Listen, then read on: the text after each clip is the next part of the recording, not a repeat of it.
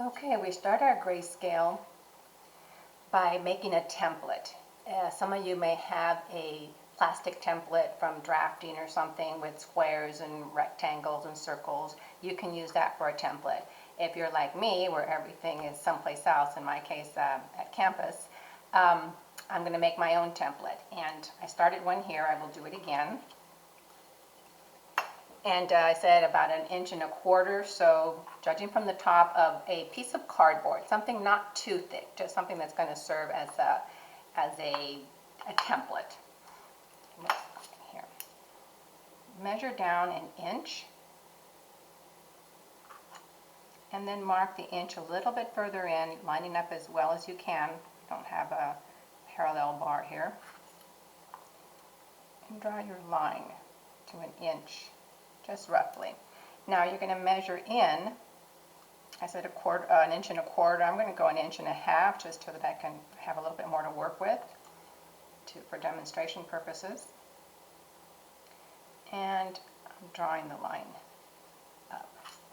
So I've got a line horizontally and vertically, and this one is measuring, I said 1.5 inches by 1 inch. Notice that I have this on a cutting board ready to go. So if you don't have your cutting board, you can pause and grab your cutting board. And I'm going to show you how to use your X-Acto blade and your straight edge, your metal straight edge with the cork or the rubber backing on it to cut out this template. So you lay it down, make sure the edge is right alongside the pencil mark that you made.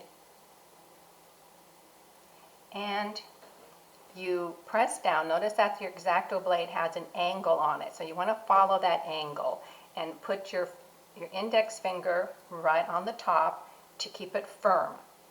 And you're going to dig in. You're going to pull toward you just a little bit past the line that you made. One more time. Then you're going to test and see if it lifted. It broke it. Yes, in my case it did. So now I'm going to flip it. Cut the other side here.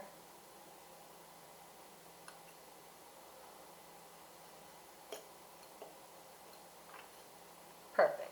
Okay, there's my template. I'm going to pause for a moment. Now we're going to mark on our Bristol board or cardstock, whichever one you have.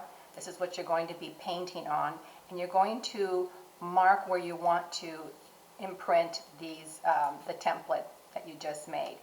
And instead of running it all the way to the edge, sometimes that works, sometimes that doesn't, depending on your skills, but I think most students are better with making a little bit of a margin. So let's make a margin here of about 1/2 inch.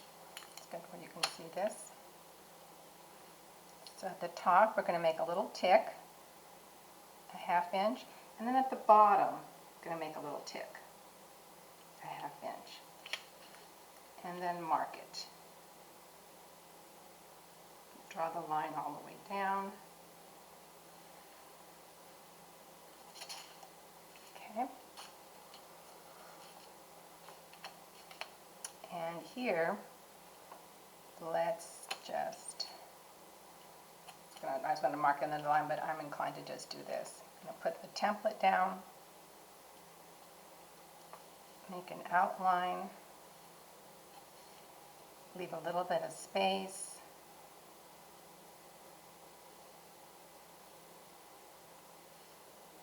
make another outline, and I just keep going down. Leave the space because your paint is going to overlap, and you're going to find how you like to work, like you like to be really sloppy or you like to be a little bit more precise.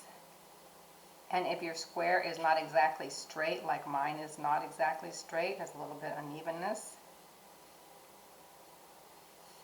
that's okay, because you're going to be cutting away from that.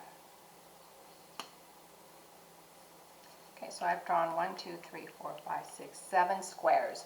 In the instructions, it says that you need at least 8, and you're going to have way more. So you're going to be drawing, as I said in the instructions, about 20 of these squares or rectangles. And you want to keep them on the light side.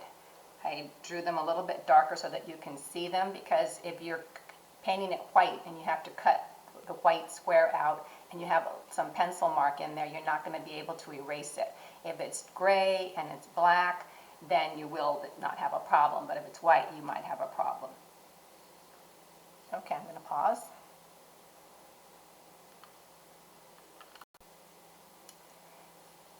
Judging from the size that I made my square and the size of the board that I'm working on, I can see that I can do probably 3 rows. And I can actually do more than 3, but I want to be able to be a little bit messy and have paint overlap, and I don't want it to overlap into another square. So I think 3 rows is going to be just fine.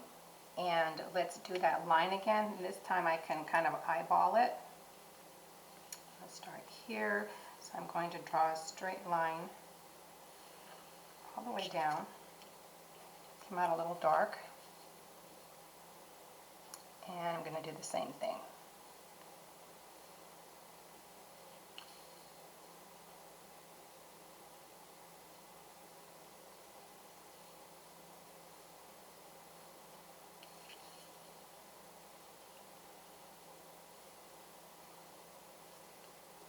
And continue down.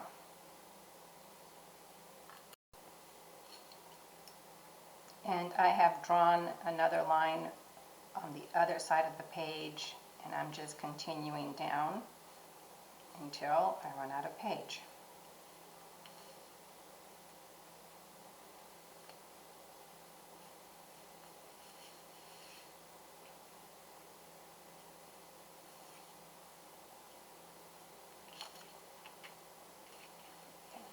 So it looks something like this. These are the squares that you're going to be painting in.